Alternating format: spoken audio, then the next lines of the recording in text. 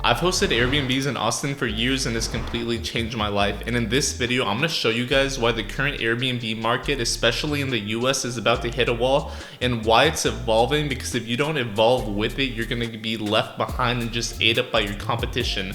This video is going to show you guys exactly where I think the money's heading in the future, why the basic Airbnb model is dying and people need to pivot to more experience-based hosting, and also what exactly does it take to create a whole unique hosting experience in another country, which I'm personally doing in Mexico. For those of you who don't know, my name's Noah. I've hosted hundreds of stays in Austin. I also have a boutique hotel that's under construction in Mexico. When it's all done, it's going to have an infinity edge pool with 15 bedrooms. The workers are around 6 months from completion at the moment of this video. But this place is going to provide unique experiences that I think people that come visit and there are going to find very valuable and just make it a repeat destination. So first of all, let's get into the elephant in the room. Let's talk about saturation and regulation, because these things are the ones that are killing the US market. At the beginning, when Airbnb first started a couple of years ago, you guys could just throw a listing on there. There wasn't as many rules and regulations, as many permits that you had to get. But now all the new cities and everything, just to deal with the demand, especially because the supply has increased so much.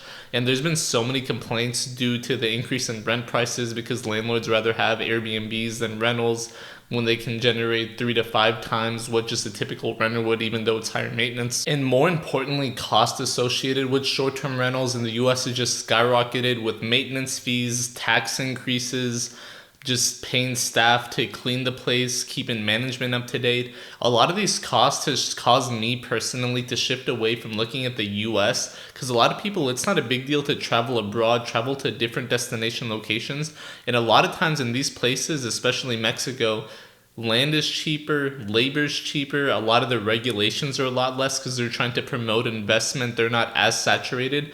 And a lot of these locations, if you get by a coastal area, by a landmark, by something that people want to visit, the pyramids there, it's somewhere where people want to stay, where they want to go. And there's a lot of opportunity to create somewhere that doesn't exist there yet. When it's already existing in these cities, you have hundreds or even thousands of competitive listings where you have to fight with price, everything to just stay in the game there.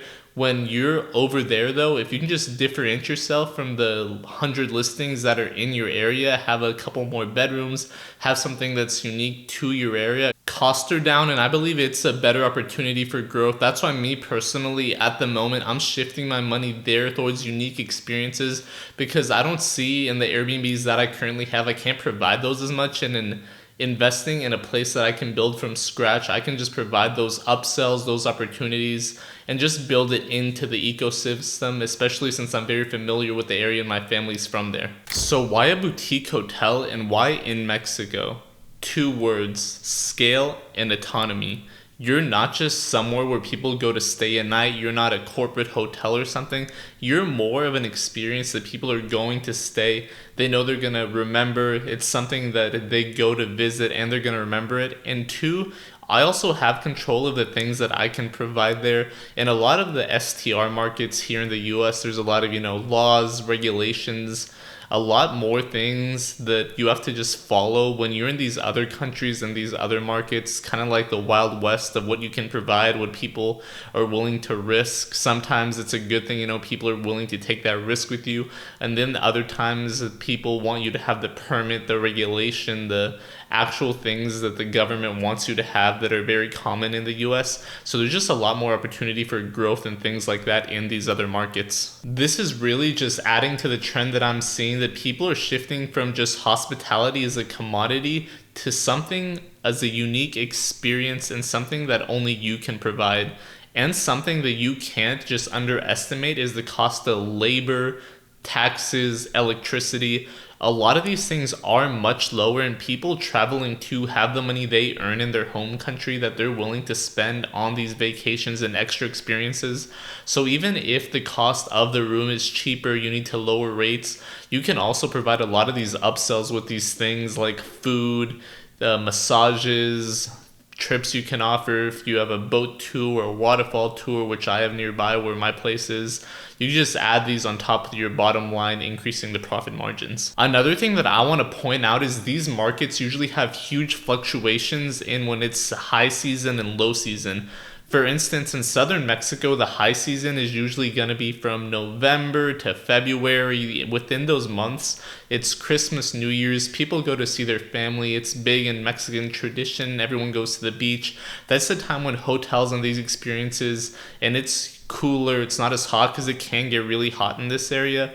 Yeah, I'm in Texas, so it also gets really hot. But if you're from the north or even from there, a lot of people don't want to vacation somewhere hot when it's hot. They go in the winter, snowbirds fleeing the snow to go to the warmer weather.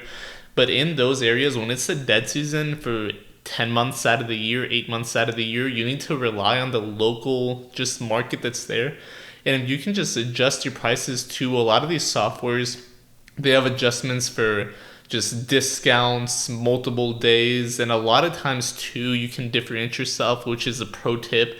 You can have, let's say, a 5-day minimum stay, but if you want to keep your monthly rates, let's say at $500 a night because it's a luxury place, or I don't know the market you're in, but let's say that's your price, $500 a night, then you can set, let's say, 2 nights for $2,000 each if it's the 2 nights, but then if someone wants the 5-night stay, they'll only be paying $500 a night. That way you're making the same amount of money if you get that 2-night stay, but you still also have these other 3 nights available potentially in the future, because a lot of times people just want to go for these, let's say, 2 nights during New Year's, and then they want to leave. They don't want to book the full week if you make it the minimum, so they'll just look to your competitors. And it's very common too that they'll just be willing to pay the extra money to have the 2 nights because it will show up in the search results. When you're looking for a 2-night stay, a lot of people, they don't go into their pricing softwares and calendars as much, so they'll see that, all right, I just wanted a 4-night minimum.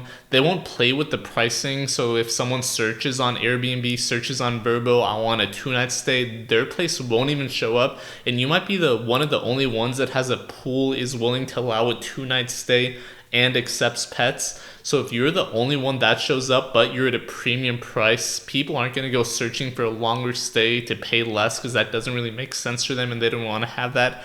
They'll just pay the money because you're one of the only ones available in that market. The number one question I get on all of this is, how do I manage a remote location that's so far away from me, thousands of miles? So the first thing is having good communication. In Mexico, a software that's really common for those of you who deal with WhatsApp know it's WhatsApp. In America, we don't really use it as much, but it's very common in the rest of the world.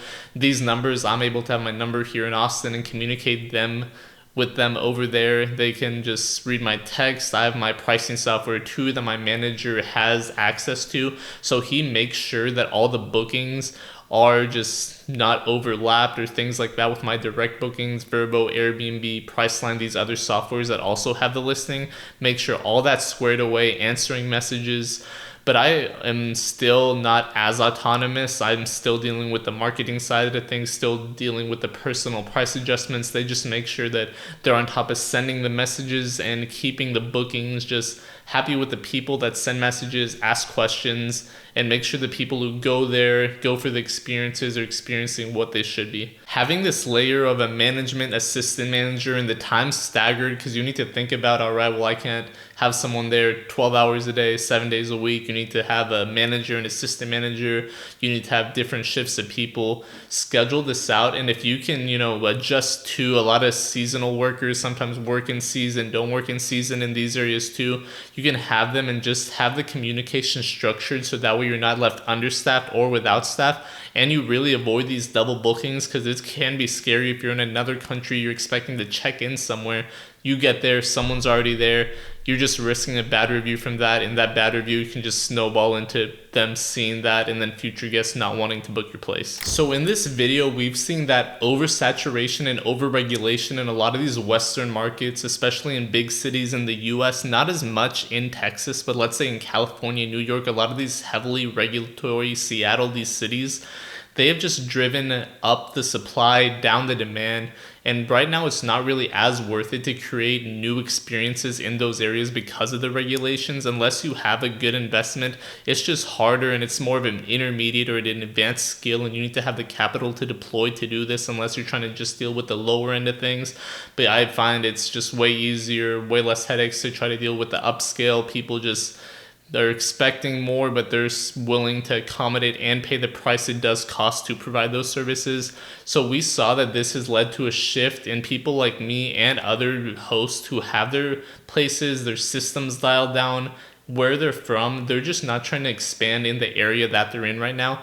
And they can't just provide regular Airbnb experiences. They need to shift to more unique stays, unique experiences, things that people remember in the hospitality industry, that, all right, that's a place I want to go. That's a place I can post some Instagram stuff. That's somewhere where I'm going to remember the experience I have with my partner, with my family. If you guys like this kind of content, I post all about Airbnb, how to get your systems dialed in, my investments in Mexico or abroad, and just hospitality in the STR space. I appreciate you guys watching the video. Subscribe for more.